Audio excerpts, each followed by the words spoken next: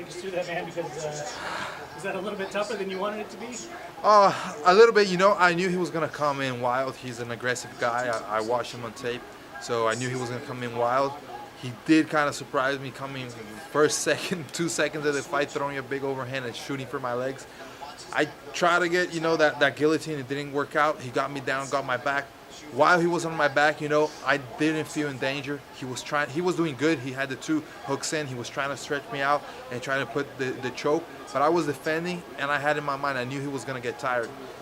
I could feel how much power he was trying to use. And I was keeping my cool, just working my way out. Once I got up, he tried a guillotine, arm-in guillotine. But that also was not that good. And I was just letting him kind of use his power. I wanted him to waste that energy. And once we got back up, I knew, okay, now it's my moment. And he clearly showed that he gassed out a little bit at that point. And I was still sharp, so I could pick my shots. I got my shots in, got the finish, and I'm excited with that. How easy is it for you to stay calm in that situation? Is it just as calm as you're explaining it to us right here? It is. It actually is because, I train so much for this. I train so much to be really on the bad situations and be able to overcome. That's the biggest thing about fighting. It's easy to go in there and do the easy part, hit guys, knock guys out, submit guys. And I do that all the time. The hard part is to survive the weather, survive what the guy brings, And I showed that on my last fight against Barberina. I could survive. So this fight, I knew it was going to, I didn't expect so much difficulty at the start, but when he brought it, I was fine. I was good. I knew it's part of fighting. I'm going to survive this. We're going to get back up, and now I'm going to make you pay. That was my mentality, and it paid off. What did you say to him after the fight? I mean, was it a lot of, hey, man, thanks for saving my paycheck this week? Definitely, man. I had, nothing but respect for him and thanked him a lot. And even before we saw each other in the locker rooms, and, we were, hey, let's go there and have fun and have a great fight for everyone. I love fighting. I had to fight this week, no matter who it was. I had to go in there and do my thing, and big respect for him for taking this fight. Vicente, after your first fight in the UFC was all said and done, you were 7-5-1. Now you're 16-6-1, 9-1 for your last 10, all 9 wins by finish, and only lost to Leon Edwards. It's got to feel pretty good, right? It definitely feels great, man. It feels great. I mean, I started young, and I didn't have much planning in my career. But at the same time, I think that was excellent because I got a hard time in the beginning. I had tough losses, but that taught me so much. And that's why now I can have this streak and I can do what I'm doing because I'm learning from every single mistake. I'm going to learn from this fight. Even though it's a quick win for me, I still made mistakes. I still did not perform at the level I thought I should perform. So every time, no matter I win or lose, I'm still going to try to get everything out of it so I can evolve and can become a better fighter.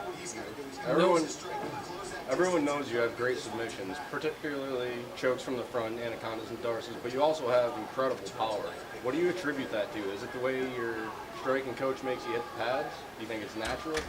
I think it's a little bit of everything, Always since I started my career, I always had heavy hands. I started kickboxing and when I was 15, and I dropped people already at that point.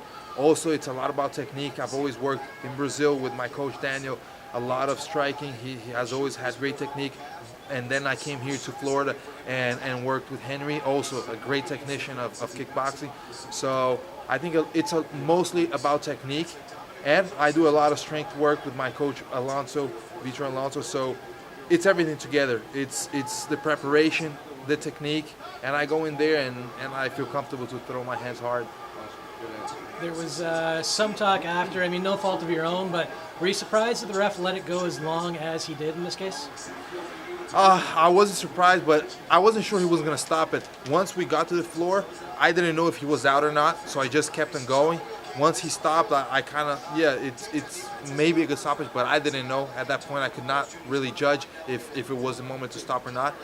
But if he didn't stop at that point, I was just keep on going. I was going to keep on looking for that finish. Now, like you said, all finishes in the UFC, 5 straight wins. Now, where do you go from here? I want a top 10, and I want Uruguay main event. I think I have a big support from the Latin Americans. I'm a Spanish speaker. I have heritage. My dad is from Chile. So I definitely want to fight in that Uruguay card. I think main event makes sense. And a top 10, maybe Darren Till, I think that would be great. I think also, Ponzinibbio is another option. He's a Latin guy, so it would be two good fights, I think, and Uruguay is the place.